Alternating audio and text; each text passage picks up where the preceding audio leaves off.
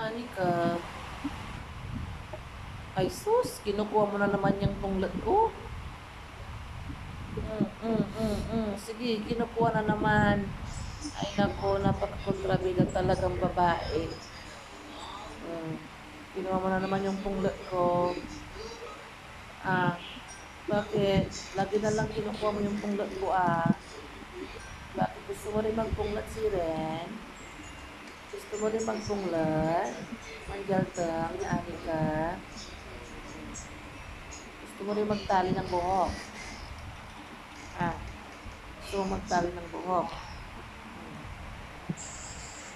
Ani ka? Ani ka bukaka? Ani ka bukaka? Ani ka bukaka? Ay, sus, nangangagat. Nangangagat na naman. Ani ka dito. Ito ka na. Ay, sus. Ah. Mm, mm, mm. Ayan, guys. Oh. Nangangagat-gagat. Ay, nangangagat-gagat na naman si Anika. Oh. Oh, ayan, ayan, ayan. Ay, aray ko. Oh. So, pag ganyan, pag yung feeling nyo nakikipaglaro yung inyong mga puppies o mga aso, tapos kinakagat-kagat yung kamay nyo, huwag nyo hihilain na papunta sa inyo na parang ganyan. Huwag nyo hihilain pa ganyan. Kasi mas lalo kayong masusugatan. O, pag ganyan kinakagat-kagat, ang ginagawa ko, ayan o, pinupush ko papunta sa kanya. Kasi wala namang masyadong ano yan, persa para makagat kayo ng tuluyan dahil walang masyadong force.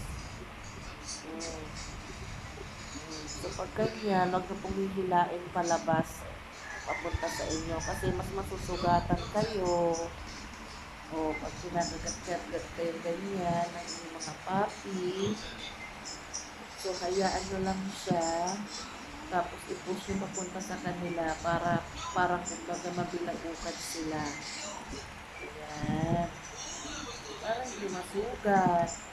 Kasi pag hinila nyo palayo sa kanila, mas magkakaroon ng tendency na ma-scratch ang inyong mga kamay.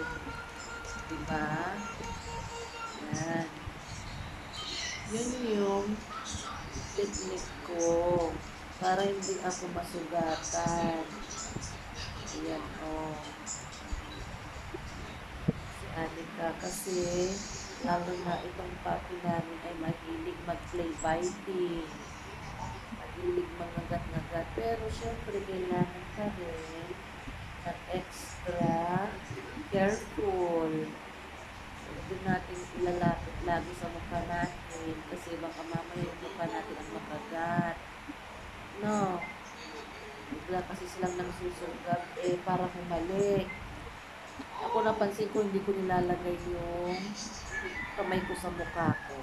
Nilalapit. Kasi akala nila nakikipaglaro ako. Favorite pa naman kagati-gati ni Anika yung kamay ko. So hindi ko nilalapit sa mukha ko yung kamay ko. Anika, Anika, Anika, Anika, Anika, Anika, Anika, Anika, dito, kadali, atya, ah, ah, ayan, hilig sa kulit yung aking pantali ng buhok. Pag nagkatali na yung buhok ko, kinukuhan niya lagi yung pantali. Ewan ko ba sa babae na to, gusto rin ata magtali ng buhok.